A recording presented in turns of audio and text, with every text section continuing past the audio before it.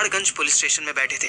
जिस कबाड़ी वाले कम कॉलेज की पार्किंग वाले को मैंने धोया था, उस साले ने हमारी कंप्लेंट कर दी थी और अब इस पुलिस स्टेशन का सब इंस्पेक्टर केस रफा दफा करने के लिए 50,000 मांग रहा था। अरे आपको तो खुश होना चाहिए भाई, एक आदमी को पब्लिक के सामने चीप पर के मार लिया, अपना गुस्सा भी निकाल लिया और उसके पैसे भी छीन लिए, वो भी कैमरे के सामने। अब बस वही पैसा लौटा के छूट रहे हो, इससे बढ़िया बात और क्या होगी? वही पैसे, पर इसकी जेब से 10,500 ही मिले थे ना। ये तो आप कह रहे हो ना, इसने तो लिखित में दिया है कि 50,000 छीने थे। तो मैं भी रिटर्न में दे सकता हूँ कि 50 नहीं 10,000 छीने थे। ये तो बहुत बढ़िया होगा, आप वो 10,500 हमें दे दो, हम इसे वापस कर देंगे। मैंने वो पैसे एसआई संतोष को पकड़ा दिए। उसने इशारे से एक हवलदार को बुलाया। वो हवलदार साला आते ही मेरे हाथ बांधने लगा। मुझसे पहले अथर बोल पड़ा, ये क्या हो रहा है? अभी पैसे दिए तो फिर पार्थिव को अरेस्ट? देखो जी, इन भाई साहब का कहना है कि ये भी लिख के देंगे कि इन्होंने 50 नहीं 10,000 लूटे। ठीक है जी, हमने लूट की रकम जब्त कर ली। अब कौन सच बोल रहा है कौन नहीं, ये तो कोर्ट बताएगी ना भाई साहब, इसलिए इनको अरेस्ट कर रहे हैं। इतना सुनते ही मेरी समझ में आ गया कि वो क्या खेल खेल रहा था। मैं समझा नहीं। हवलदार मेरे हाथ में रस्सी बांध रहा था। अपने ही पुलिस स्टेशन के लॉकअप में ले जाने के लिए रस्सी। साले सब फिल्मी लोग थे, हाथ बांध कर प्रेशर बना रहे थे। मैं हवलदार से बोला, 1 मिनट रुको भाई, अभी बात कर रहे हैं ना। अतर सुन, कान इधर ला। मैंने अतर के कान में धीरे से फूंक मारी। ये 50,000 लेकर ही मानेगा। 25 उस चूती के लिए और 25 अपने लिए। 10 हमने दे ही दिए हैं, बाकी बच्चे 40 तू दे देना, मैं तुझे बाद में दे दूंगा। उसकी टेंशन मत ले तू। अतर ने अपने बैग से आखिरी 50,000 की गड्डी निकाली और उसमें से 20 नोट कम करने लगा। वाह भाई वाह, भाई राधे श्याम, वो आजकल के लौंडे तो बात बात पे कहे हैं कि अंकल स्कैन करवा लो, स्कैन कर देंगे। साला एक तो बिना हेलमेट के पकड़ा गया, 1000 का चालान था। मैंने कहा चल 200 दे दे और जा, बोला क्यूआर दे दो उसी में कर दूंगा साला रिश्वत देने के लिए भी इन्हें क्यूआर चाहिए। अरे आप ये गिन क्यों रहे हैं? एसआई संतोष ने टोक दिया, 10 दे चुके हैं, बच्चे 40 दे रहे हैं ना। 10? कौन से 10? अच्छा वो तो लूट का माल है ना भाई, उसकी तो तफ्तीश होगी, फिर जिसका है उसको लौटा दिया जाएगा। अभी अगर आप अपने भाई को ले जाना चाहते हो तो 50 लगेंगे जी, जैसा बताया आपको। इसमें से 25 तो वो मनहूस ही ले जाएगा, बताओ। अतर ने दिल पर पत्थर रखकर पूरी गड्डी उसे पकड़ा दी। संतोष के चेहरे पर ऐसा संतोष आया जैसे आज ही आईफोन खरीदने वाला हो। पैसे अतर ने दिए थे, पर मुझे ऐसा लग रहा था जैसे मेरी किडनी निकाल ली गई हो। मुझे वो दिन याद आया जब हम दोनों ऐसे ही पुलिस स्टेशन के बाहर पापा से 12,000 रुपए मांग कर लाए थे और गन्ने का जूस पीने से पहले भी सोच रहे थे कि कहीं बजट तो नहीं बिगड़ जाएगा। यार तेरे पास तो अब 42,000 ही बचे होंगे। पता नहीं, काउंट नहीं किया, पर अब कोई बंडल नहीं है, सब लूज नोट्स हैं। पर तुझे कैसे पता कि कितने बचे होंगे? यार तूने बताया था ना कि अप्रॉक्स 3 लाख कमाए थे तूने। मैंने तेरे पर नाइट चार्जेस के हिसाब से लगाया तो तेरा नाइट्स का 3,64,000 रुपए बन रहा था। लेकिन फिर तूने कहा कि 15,000 तो उस कुपोषित मोनिका ने तुझसे टैब्स के लिए लिए थे और एक रात केट ने तुझे कुछ नहीं दिया था, तो उसको माइनस कर दिया तो 3,43,000 बचे। लेकिन इस बीच जो तूने ट्रैवल किया, 12,000 के कपड़े अपने लिए खरीदे, 11,000 की साड़ी रानी के लिए खरीदी, 500 रुपए ईच के हिसाब से 30 पावर कैप्सूल्स ली, पटियाला के रेस्टोरेंट में 8,000 का डिनर अकेले किया। इन सबको माइनस कर दूं तो 2,87,000 होते हैं। भैंस की आंख, साले तुझे मुझसे ज्यादा मेरे पैसों के बारे में पता है। अभी और सुन, फिर तू बीमार पड़ा तो ऑलमोस्ट 40,000 रुपए तेरा हॉस्पिटल का बिल हुआ, बचा 247। इसके बाद तूने ऑलमोस्ट 1 लाख की शॉपिंग की, सबके लिए। नहीं, एग्जैक्ट 1,10,000 का बिल बना था, पर इंडिविजुअल आइटम्स नहीं पता कितने के किसके लिए थे। कोई ना, इसका मतलब 1,37,000 बचे हैं। अभी तूने पापा को 50,000 रुपए दिए ना, तो 87,000 बचे। फिर 50 ये पुलिस वाला खा गया, सुअर कहीं का। अथर बिना मुझसे बताए एक छोटे से रेस्टोरेंट में घुस गया। यहाँ क्यों आया? तू वो छोड़, पता फिर कितने बचे? 87 में से 50 गए तो 37 बचे। रेस्टोरेंट बिल्कुल खाली था। उसने वेटर को इशारे से 2 कॉफी लाने के लिए कहा और बैग में हाथ डालकर पैसे गिनने लगा। पर तू तो 40-42 बोल रहा था ना? हाँ, क्योंकि हॉस्पिटल जाने से पहले तू श्वेता के पास से होकर आया था ना। उसने भी तो तुझे पेमेंट की होगी।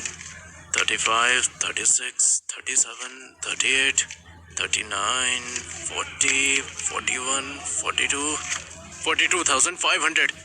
बहन चोद, तू आदमी है कि कैलकुलेटर? मैं स्माइल करने लगा। सीए हूँ साले, मेरा काम ही यही है। सुन, तू मेरी 2 बातें मान। क्या क्या? एक तो ये कि अब से, आज से शॉपिंग बिल्कुल बंद कर दे। अच्छा, और दूसरी? दूसरी, हेल्थ ठीक कर। जो पैसे बचे हैं उन्हें अपनी हेल्थ पर लगा। अगर बॉडी ही बेचनी है तो बॉडी को फिट रख।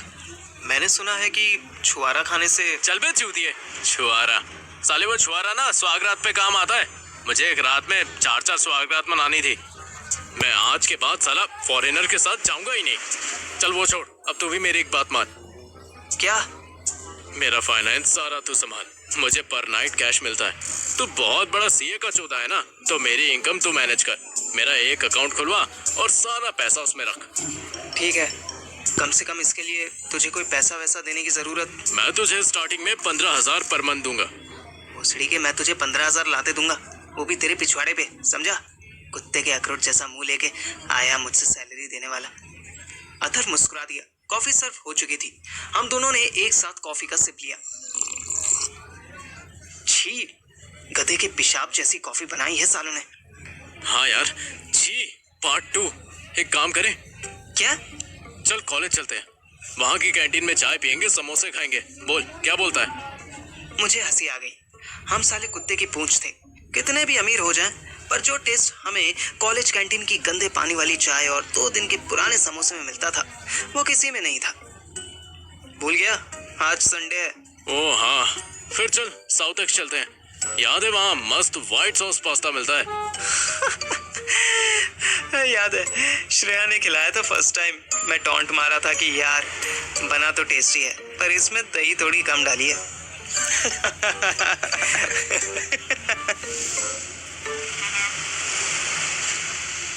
हम दोनों कॉलेज के लिए ऑटो कर चुके थे। अथर्व किसी बिजनेसमैन की तरह इधर उधर फोन कर रहा था। हाँ सुन ना, दिल्ली में देखना कोई क्लाइंट मिल जाए तो। हाँ, रानी से भी कह दिया है, पर तेरे कॉन्टैक्ट ज्यादा अच्छे हैं। पूछ मत यार क्या हुआ पैसों का। बस ये समझ कि वहाँ मम्मी की तबीयत डाउन है और यहाँ बैग खाली होने वाला है। ठीक है, बाय जानेमान। जब उसने फोन वापस जेब में रख दिया तब मैंने टोका, साले 40,000 रुपए तेरे पास है और तुझे बैग खाली लग रहा है? वो सीरियस था, बहुत सीरियस। इतना सीरियस मैंने अथर्व को कभी किसी काम के लिए नहीं देखा था।